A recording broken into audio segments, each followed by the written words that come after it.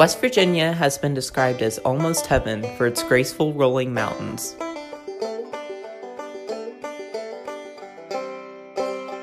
And timelessly flowing rivers.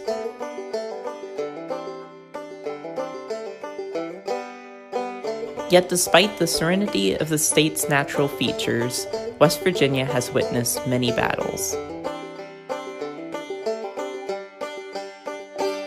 During the colonial period, English colonists of Virginia were slow to settle in present-day West Virginia. The Shawnee, Cherokee, and other Native American tribes fought to preserve their rights to the land, which deterred European settlement. In the mid-1600s, Virginia designated undertakers to construct forts along major riverways into what is now West Virginia. This enabled European fur trade to expand. French fur traders, who were less hostile to Native American land, also occupied the Ohio Valley of present-day West Virginia and formed an alliance with Native Americans. When French fur trade posed as competition to European fur trade, Virginia encouraged population growth by granting 1,000 acres of land to each speculator for every family they moved into what is now West Virginia. The relentless pressure of European settlement upon Native American land resulted in the French and Indian War, or 7 Years' War, between 1754 and 1765, which was an English victory over France. However, there was still conflict between Native Americans and the English. In 1773 to 1774, John Murray IV, Earl of Dunmore, headed war between the colony of Virginia and the Mingo and Shawnee Native American tribes. The Battle of Point Pleasant in present-day West Virginia was a significant action in Lord Dunmore's war. Chief Cornstalk led the Native Americans against General Andrew Lewis and Virginia frontiersmen in hopes to stop Lewis's men from taking over the Ohio Valley. Cornstalk and his followers, however, lost the battle, and Cornstalk was forced to sign the Treaty of Camp Charlotte, which gave Virginia all of Shawnee claims to what is now West Virginia and Kentucky. Cornstalk was later murdered in cold blood at Fort Randolph at the beginning of the Revolutionary War, when he tried to warn Virginians that the Shawnee had sided with the British Army. Even before its recognized separation, Western Virginia was very different from Eastern Virginia. The economy of Eastern Virginia was dominated by large plantations of peanuts, wheat, barley, rye, cotton, corn, and most importantly, tobacco. Eastern Virginia relied on the slavery of African Americans to meet its high agricultural demand. Western Virginia had very few plantations, most being in Charlestown, due to having unfavorable natural resources. Thus, Western Virginia did not depend so heavily on slavery. Most Western Virginians relied on hunting as a primary way to provide food for one's family, and most raised livestock such as sheep, cattle, and hogs. The first major industry in Western Virginia was the salt industry in Kanawha Valley. Not long after the discovery of the ancient ocean bed with its immense deposits of salt beneath the Appalachian Highlands, the Appalachian Basin with its seemingly endless supply of coal was discovered. The most significant problem for Western Virginia's early industries was the lack of sufficient transportation. The majority of the salt, coal, and lumber industries had to remain along rivers for these goods to be transported by waterways.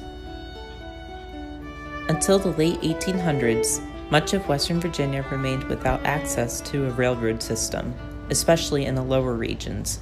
Thus, Western Virginians lived isolated from the outside world and remained self-sufficient. In addition to the transportation issue, Western Virginians also suffered from taxation, lack of educational opportunity, and were not represented justly. Eastern Virginians faced a completely different issue on the eve of the Civil War. Southern states struggled with the fear of slave rebellion and radical slave abolitionists like John Brown, who in 1859 attempted to raid the United States arsenal of Harper's Ferry and lead a slave revolt. There was a balance of ideology from free states and slave states in Congress, but the scale began to tip. When Abraham Lincoln was running for president, he did not admittedly stand for the immediate abolishment of slavery, but he wanted to prohibit slavery from extending to new states. This ideal limited the power the South had in Congress. Overall, Western Virginia was not very concerned with the slavery issue, as the majority of its economy did not rely on slaveholding. In fact, many Western Virginians saw this as an opportunity to finally form their own new state by declaring their support to the Union. On May 13, 1861, Western Virginia delegates met at Washington Hall in Wheeling for the First Wheeling Convention to discuss the introduction of the new state of New Virginia.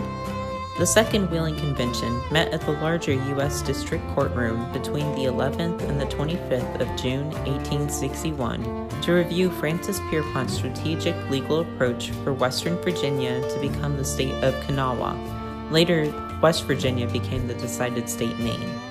Pierpont was the founder of the Declaration of the Rights of the People of Virginia, which declared West Virginia's loyalty to the Union and encouraged Abraham Lincoln to officially sign West Virginia into statehood, legally severing it from the already existing Confederate state of Virginia. West Virginia was the only state to form from an already existing Confederate state during the Civil War. Historians sometimes refer to the Civil War as the War of Brother Against Brother, as some families were politically divided and fought against one another. This was especially true amongst West Virginians. There was more fatalities during the Civil War than all other wars in American history. Once the 13th Amendment was adopted on December 6, 1865, more than 3 million African Americans were abolished from slavery. There was still tension between Unionists and ex-Confederates of West Virginia for several years after the war. After the Civil War, there were still many inequalities for West Virginians. Newly freed African Americans and immigrants were primarily responsible for constructing a much broader B&O railroad system throughout West Virginia, thus allowing the communities and the economy to grow. Though the railroad workers were underpaid and worked painstakingly long hours.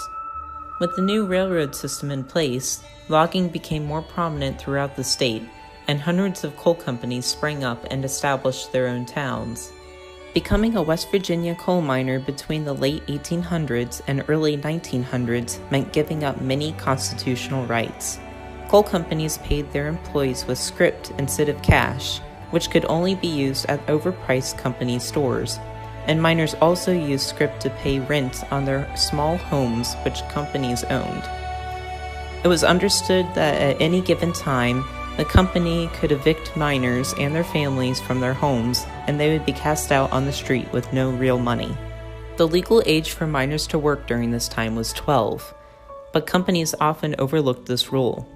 Many children who worked in the mines to help provide for their families were not able to go to school, and were stuck at an early age as a coal miner.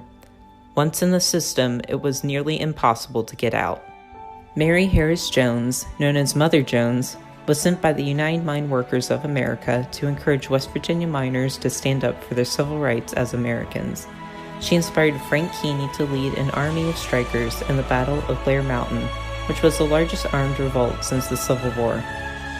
The miners did not succeed in their bloody uprising, but a few years afterwards, the Great Depression brought new labor laws with the New Deal put into action by Franklin D. Roosevelt, and miners gained basic constitutional rights. The story of West Virginia is the story of the American dream, freedom for all.